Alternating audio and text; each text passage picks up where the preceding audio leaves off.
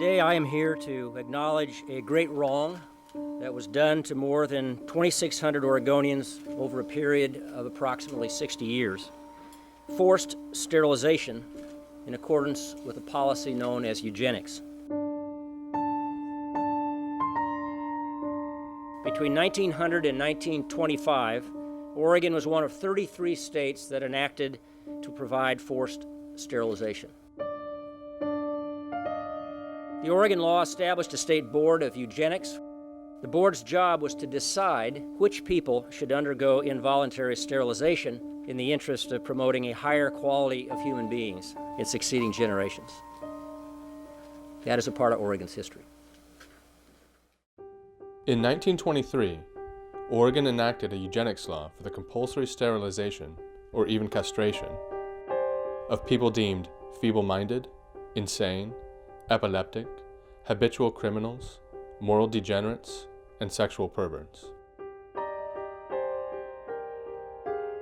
Positive eugenics was the notion of having the best examples of humanity match up and have children that carried on those paragons of virtue. And then the negative eugenics was keeping the misfits and the threats to social order, keeping them from reproducing.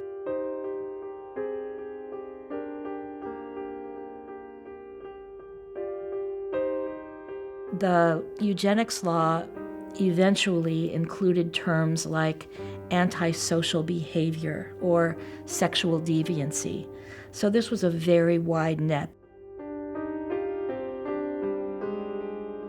The use of eugenics as a so-called therapeutic tool really meant that there were some very horrible things that happened.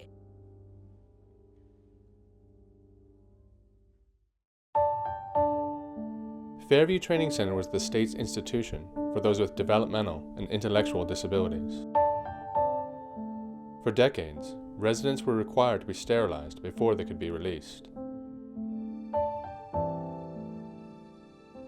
I lived in Fairview from 65 to 72. I was one of these people who got sterilized. My dad and I had to sign a paper that I did not understand until afterwards. I did not have a choice.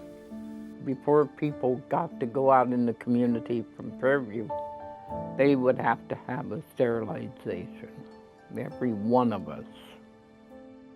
At least 2,500 Oregonians were sterilized under the law.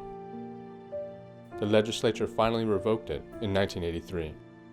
The time has come to apologize for public policies that labeled people as defective. To those who suffered, I say the people of Oregon are sorry. I felt good that he apologized.